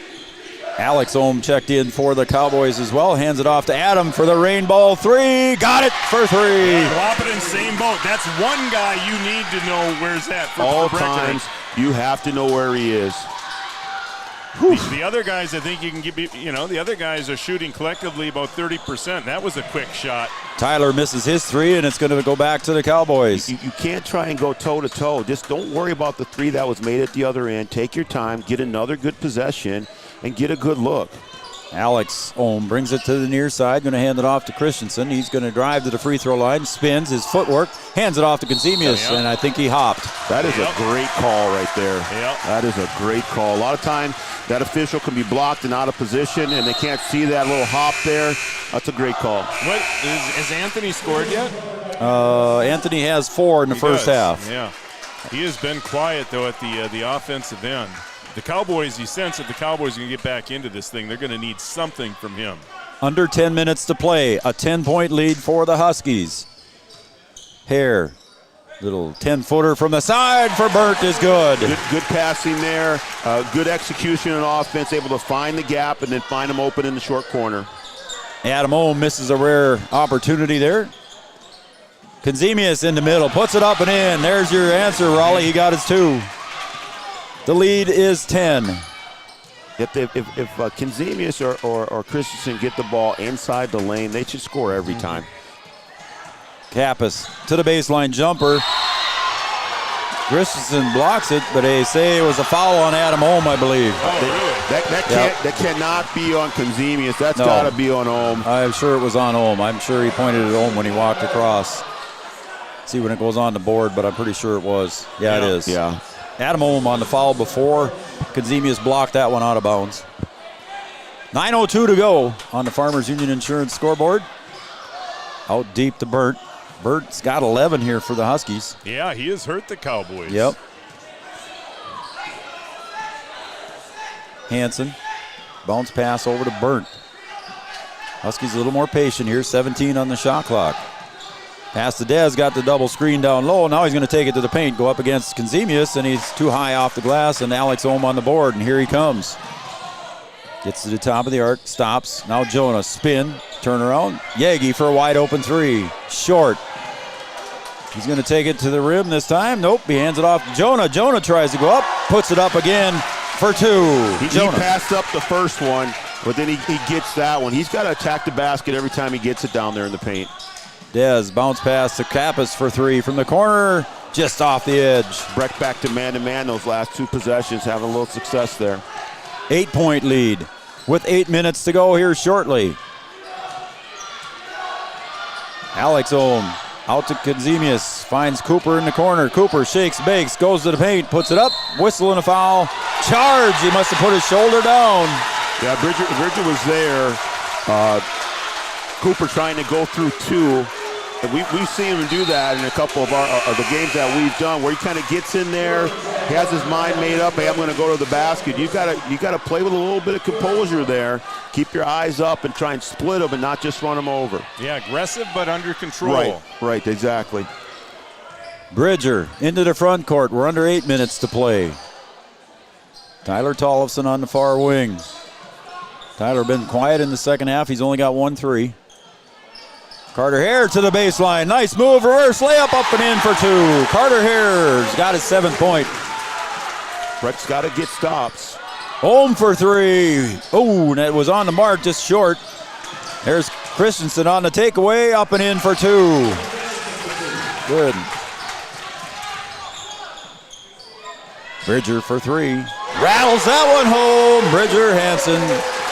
He has 4 threes in the second half. Man, not much you can do about that in transition. No. Holy. Yeah, those are one of those shots where you would want him to take, you know? Alex Ohm goes up hard, and Dez reaches in for the foul. Yeah, if you're a Cowboy fan, you're saying, all right, I'll take that, a quick shot. Yep. But, boy, when you're in a groove like Bridger obviously is, you got to find a way to get him out of it. And that means get up and maybe get physical with him and don't give him that shot, because he's able to step into those shots. And he is shooting them right now with a lot of confidence. Brett's got to just pick up their transition defense. You got to be able to score your basket and then convert and get back on defense. Find your man. You can't lose track of Bridger, Dez, or Tyler. Otherwise, you're going to give up a 3 like you just did. Alex Ohm for second free throw is up and in, so the youngster's got 2. He's 2 for 2 for the sophomore. Substitution Perez comes back in now for Alex, who just made the 2 free throws. The Rel family from Minot are watching. Jeff's mom and dad are up there. Thanks for tuning in and watching Three Borders Sports Network. I'll get to the rest of you here soon. A lot of activity. Brett staying with man-to-man, whole 3/4 court. And Huskies content, running some time off the shot clock. Carter Hare, another reverse move off of Kazemius for 2. Yeah, that's tough to defend for Anthony. Carter's pretty quick, and he's able to handle the ball on the baseline there. Home for 3. Got it. Nothing but the bottom of the net. Wow. Making it rain right there. That thing almost hit the ceiling. He's got 4 of them on the day. He's got 12 total. Dez says, I'll take a 3 myself for 3. This is absolutely insane. Just crazy. Oh, no. Home for 3. No. Oh, that was close, too. It was online, just off. Cooper on the board, finds Kazemius for 2. Back comes Dez. He's going to hustle up. He wants to go coast to coast. No, he finds Burnt in the corner. Here comes Burnt going to the hole. He's going to pitch it out to Dez. Nice save to Tollefson for a wide look. Off the iron. Carter Hare puts it back up. No good. Sebastian Anderson on the board. 9-point lead with 5:48 to go. And a reach there. That was a good call. Tyler Tollefson reached in on Sebastian Anderson. The referee from behind saw it. So that'll be Tyler's 3rd personal foul as Manock comes back in. Go ahead. It was like the Kentucky Derby for a second there. Man, they're just going. I wish I had my heart rate monitor right now and see what I'm at. Yeah, this is a fun pace, isn't it? It is. Again, neither team coming close to the 30-second shot. Yagi tries to get around Hansen, doesn't make it. Finds Perez for 3. No good. Rebounded by Manock, and back we go the other way. Dez slows it down a little bit now. Yeah, clock now starting to become a factor. Still 5:25, but it's a 9-point Wahpeton lead. Yeah, Wahpeton certainly doesn't need to be in any hurry here. No, I think at this point, with about 5 to go, you need to start using some of that clock. There's a practice 3. Round the rim it goes, and Cooper brings it down. Spins, gets into the paint, and I got a feeling it's a block. See if they'll give him 2 here. I don't know. They're going to give him free throws the way it looked. Nope. That was on Carter Hare. That's his 2nd personal, I believe. Yes, it is. I think they're going to be, that's underneath there. Yep. I think he was in the right spot, but I think he was still sliding and just not able to stay set there.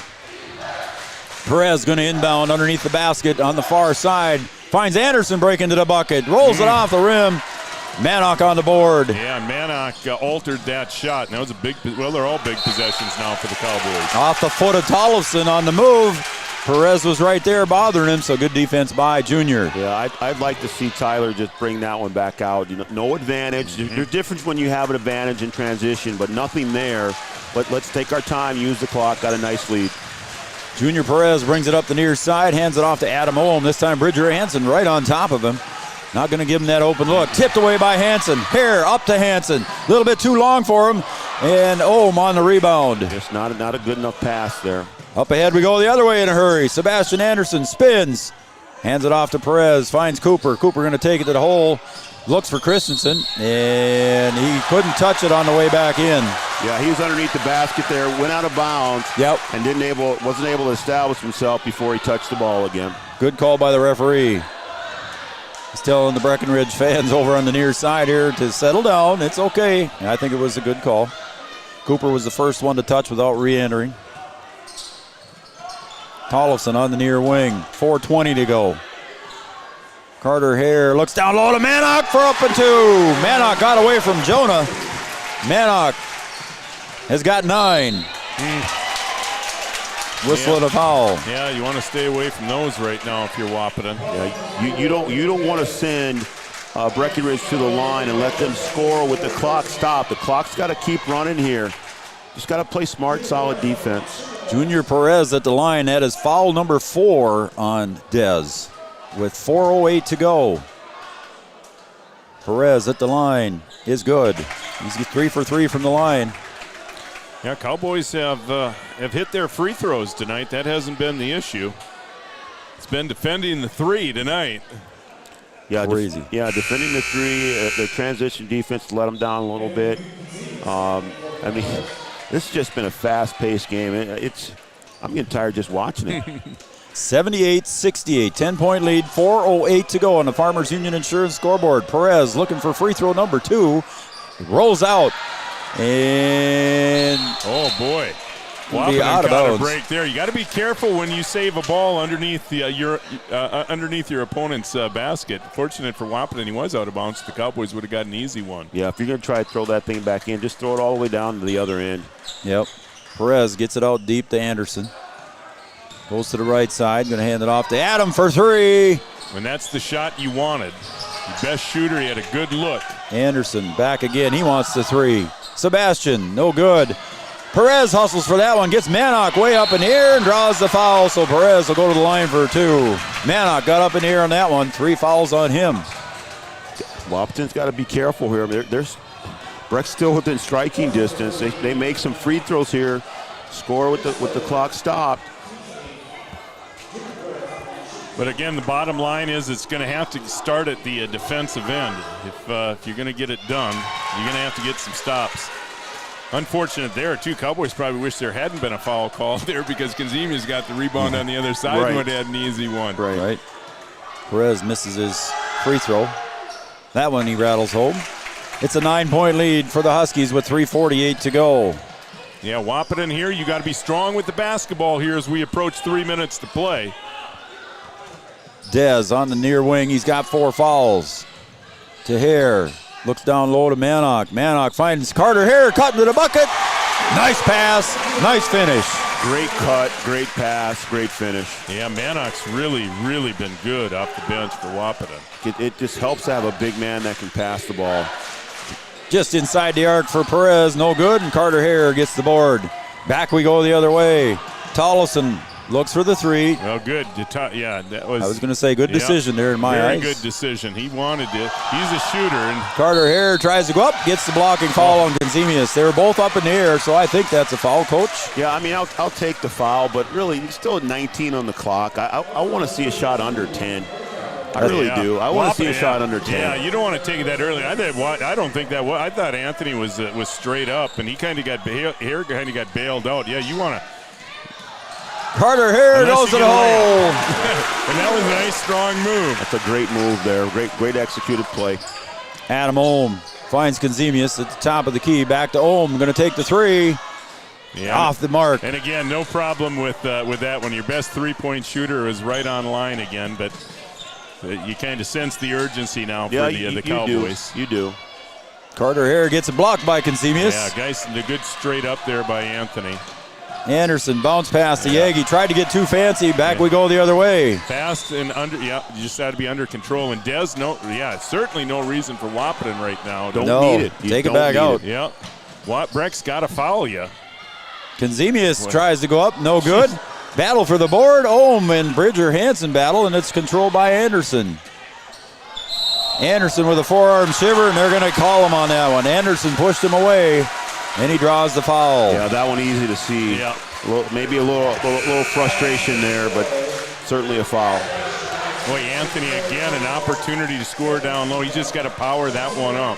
Breckenridge, Wahpeton, give Wahpeton some credit. They shut down Breckenridge's inside game. It was basically non-existent. Yeah. Breck did nothing. They took it away. Inside, other than Cooper getting to the basket and scoring some points in the paint. But in terms of being hurt by the big men inside, Wahpeton really hasn't been hurt at all. Manock, we saw him hit some threes earlier in the JV game from out there. Burnt turns around jumper, another foul. Oh, and that could be a tee. We'll see what happens. Yeah, and they did tee him up. Sebastian Anderson draws the foul and the technical besides. Yeah, that's unfortunate. I understand the emotion. I understand what this game is about. I think the players do too. And sometimes that happens. You get a little too involved, and you just kind of let your emotions get the best of you. And it's unfortunate to see, but I can certainly understand how it happens. A minute 52 to go. Sebastian Anderson picks up his fourth foul. That's going to be his fifth with the technical. With the technical is 5, yep. Yeah, and Jackson's been good. Jackson Burnt. Yes. I mean, I think that's what. Again, I think that's where the Cowboys thought they might have an advantage coming in. Really, is Wahpeton. It really is Manock and Burnt who got the better end of the inside game tonight. Yeah, and the thing is, too, both of those kids can play inside and outside. I think Breck has a little more difficulty trying to defend on the perimeter with their big guys, and I think that's where Wahp had a little bit of an edge. So now Tyler going to come in and shoot the technical foul shot. Burnt misses both of his opportunities. Still a 13-point lead. Not over yet. 3 in a row the Huskies have missed. Yeah, if you would have, at the start of the game, what does Tyler have now? 10 points. He has 10. If you had told me that the Cowboys are going to hold Tyler to 10. You'd think they'd be in business, Oh, yeah, right? I would have thought Breck would be in great shape right now. Yeah.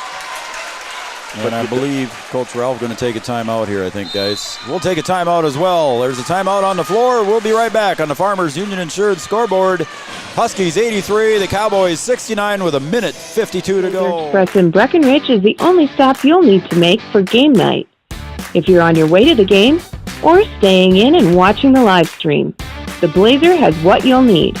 From hot stuffed pizza and snacks to Caribou coffee, the Blazer is the only stop you'll need to make. That's the Blazer Express, Highway 75 North in Breckenridge. Proud to support local athletics. Three Rivers Crisis.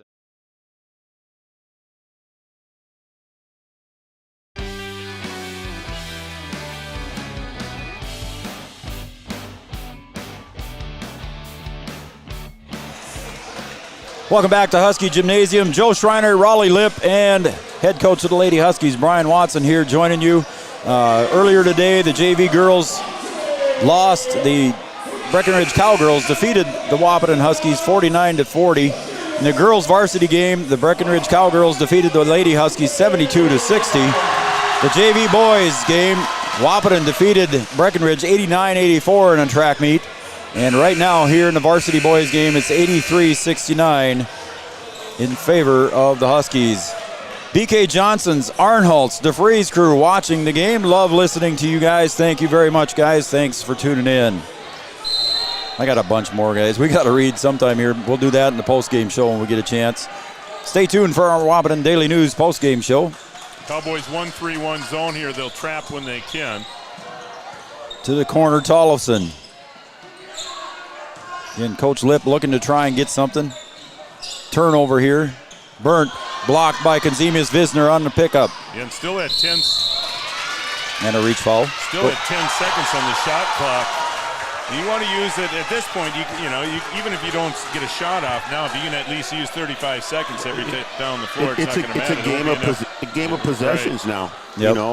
Even if you, like Raleigh says, even if you use the whole shot clock and you don't get anything out of it, you're shortening the possessions that Breck's going to get. Cooper Yagi to the line. Cooper having a good game, scoring-wise. Misses the free throw. Got to make those free throws, though. Yep.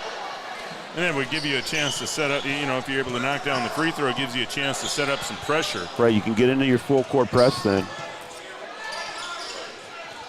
Kicked the ball there by Cooper, goes out of bounds. Well, that's a nice bounce-back win for Wahpeton after a tough loss. I think Wahpeton, expected to win that game last night. Certainly a winnable game. A winnable game. EDC, and those back-to-backs are always tough. I thought that was a really nice response by Wahpeton tonight to come out and just absolutely shoot the lights out. Yeah, they didn't shoot it very well last night. Bounce back and shoot as well as they did. That's what you want to see. Tyler pulls it back down, had the chance, took it down. Hansen to Tollefson on the wing. 5 seconds. Knocked away by Yagi into the backcourt, and the clock will expire.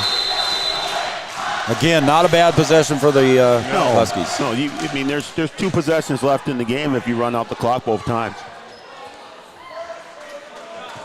1:01 to go. We're under a minute. Now the chants are going back and forth. Wahpeton, they think they'll win. Breckenridge is let's play football. Love it. Lob pass into Konzemius, broken up by Mannock. Got a whistle and a foul. I don't know. I'm kind of for playing this thing at the high schools every once in a while. It'd be a blast in Breckenridge, wouldn't it? I just think that's the way it is, and I think there's just not enough. They just don't draw like back in the 70s and the atmosphere in here is just crazy, though. Yeah, this is the way to go. You imagine a non-COVID. What this place would be like? You could open up the stage. You could have fans. Breckenridge has got the open end. When you play over in Breck, they've got the open end. You can fit a lot of extra fans, and I just think it creates a lot more excitement. First free throw by Mannock rolls around the rim and falls out. And plus the extra gate doesn't hurt. No, it doesn't hurt. Either, No, it doesn't hurt. But Mannock has been good tonight off the bench. Like I mentioned earlier, I thought Breckenridge's advantage was inside, but they didn't get much at all inside. No, they just didn't use it. I thought, you could have operated a little high-low, use that size, get some seals on the block, things like that. Get Wahpeton a little bit of foul trouble. Even though they're not big, you get some of their bigger guys off the floor, and you'd have a real big advantage there. We want Gus, they're shouting from the sideline. 4-second differential on the shot clock. Mannock wants to go in. He wants to take it strong to the hole, and it gets knocked down by Jonah. Wasn't going to give him that dunk. Ethan wanted the dunk, but Jonah took it away. Oh, he can go upstairs, and he was going for it. He was. He was trying to close the door right there. I bet Jeff loved to see that. That's what you want to see out of Mannock. I tell you what, I don't think he has developed into a real physical player yet. He's just a sophomore, but he's got the size to do it now. If he would have been able to put that one home, the roof would have come off. That would have been something, yeah. Mannock goes to double digits. He's got 10 on the first free throw made, and now Coach Ralph bringing in his starters here for a nice round of applause from their fans. The Lady Huskies behind the bench there cheering on their classmates.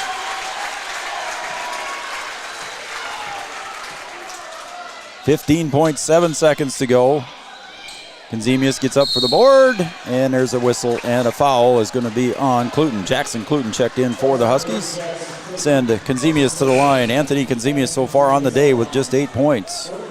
Yeah, they've done a good job on Anthony. Well, I think this is going to be a fun postseason just around the corner in North Dakota.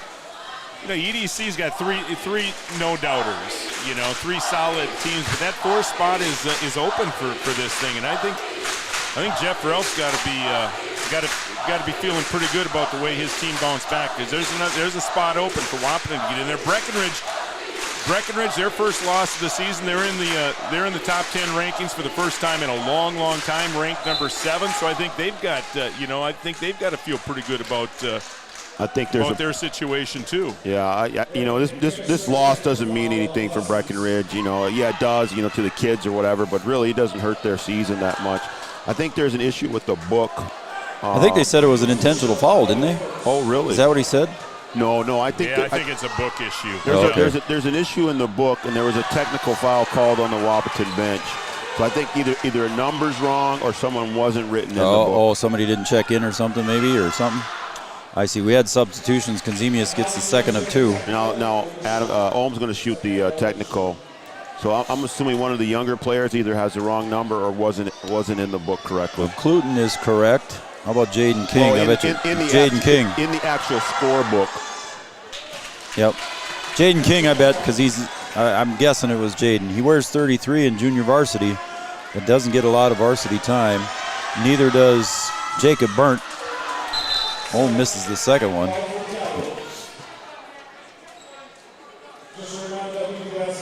13. Go ahead, Raleigh. Fun day of basketball. Oh, man, Wasn't it's been fun. A chance for people to get it. We weren't sure how many people would come out in the cold, but I think everyone who had a chance to come tonight showed up. Yeah, I think they got what they paid for, too, as well. Just a great basketball game, a lot of excitement. Clock's going to wind down, but just before that, we're going to get a reach on Jacob, I believe. No.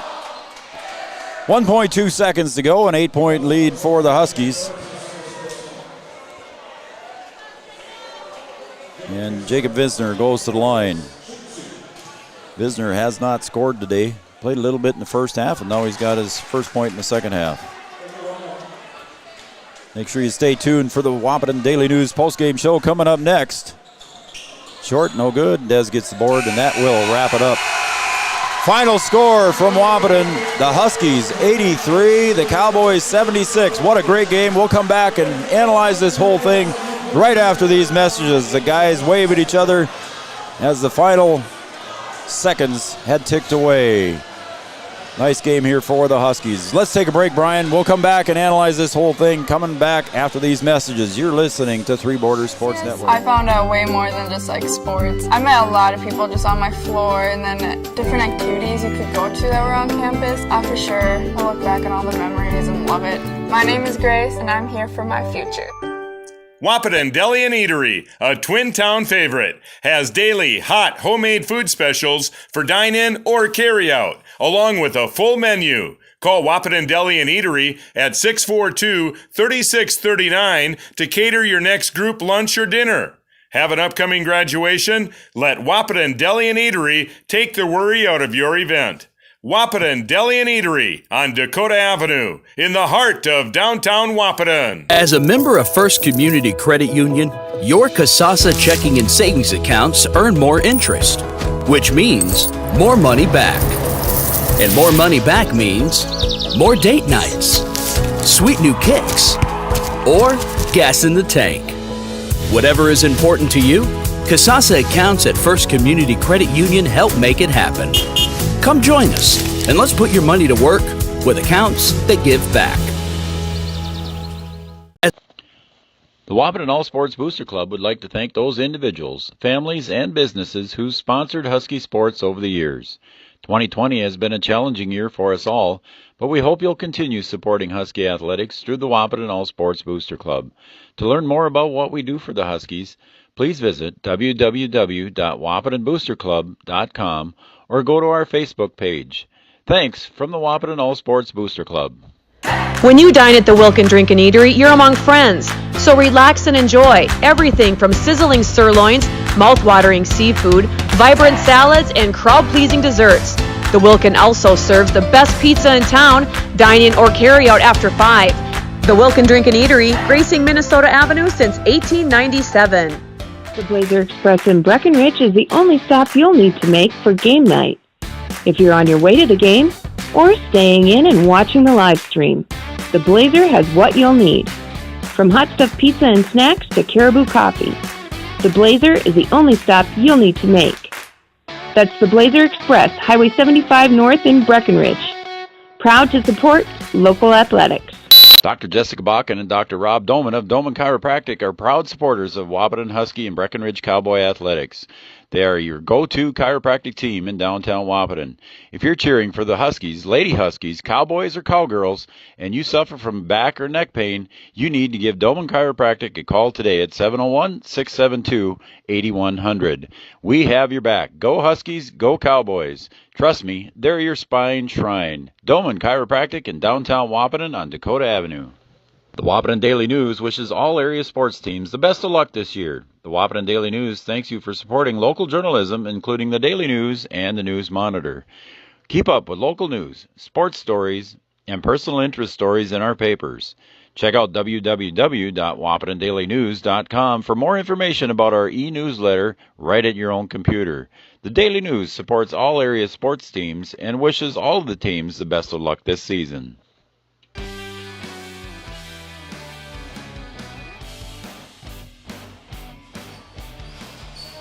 Welcome, everybody, to the Three Borders Sports Network. Thanks for tuning in and watching today. I got a lot of shout-outs we'll cover here when we're done going through the scoring here. The Huskies defeat the Cowboys 83-76 in a back-and-forth game. Again, guys, what we thought we were going to see, we saw, I believe. Yeah, I thought it was everything it was talked up to be. We thought it might be a fast-paced game. Going up and down, thought we might see a bunch of threes. We thought the guard play was going to be, just battle after battle after battle. We thought maybe Breckenridge would have an advantage inside. I don't know. It was a good high school basketball game, a good rivalry game. And I tell you, I like playing the game over at Science School because it's something that's different. It's a day of basketball.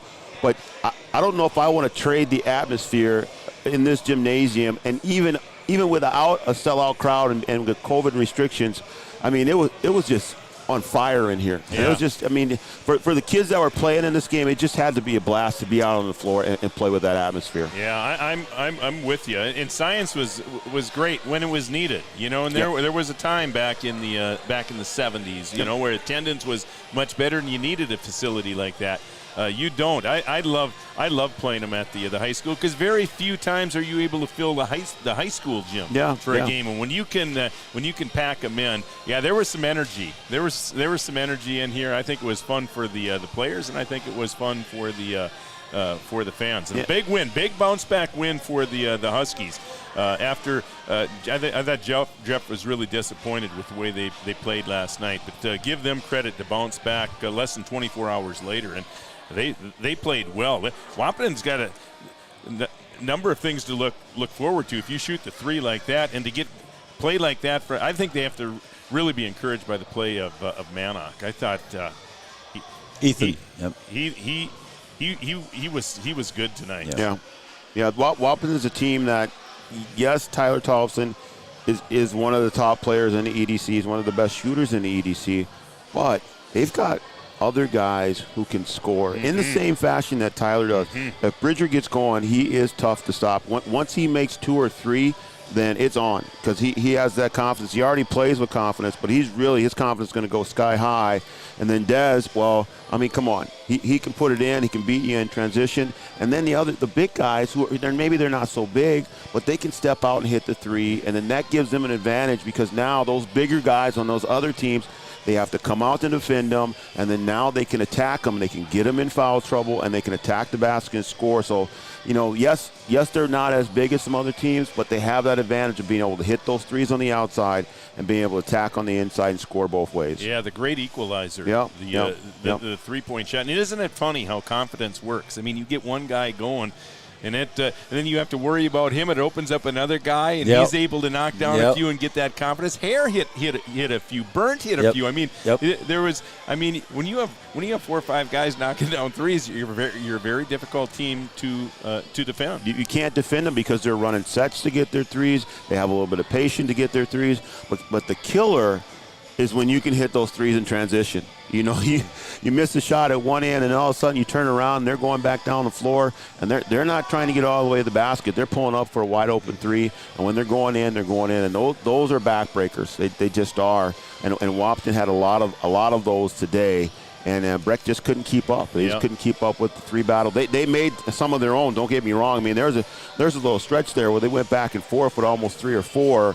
So Breck can certainly shoot it, and they had their share of them. But Wahpeton just had too many. Yeah. 14-3 in the three-point category. 14 for Wahpeton. 14-5 in the three-point category shooting. 14 and for it was Wahpeton. Ohm knocked down 3 of them. Yeah, three or four. I don't think the Cowboys Adam Ohm had 4. Yeah, so the I mean, only it was other basically 3. Ohm, and they took and Breckenridge took plenty of them. Yep, Anderson with the only other 3. Yeah, and again, if you're not shooting well from the three-point stripe, then get to the basket. Get to the basket. basket. That's where Breckenridge, that was the difference. Breckenridge, well, Wahpeton hit the threes, Breckenridge didn't, and Breckenridge didn't get to the basket quite enough. Cooper did in the second half. There were some adjustments made, and I think he had his mind made up is that I'm going to get to the basket. Yeah, if you lose the three-point battle, then you've got to win the free throw battle. You've got to be able to get to the basket and get those extra points that way by getting to the free throw line. I don't think Breck got there enough by using their big guys. They certainly got there a little bit.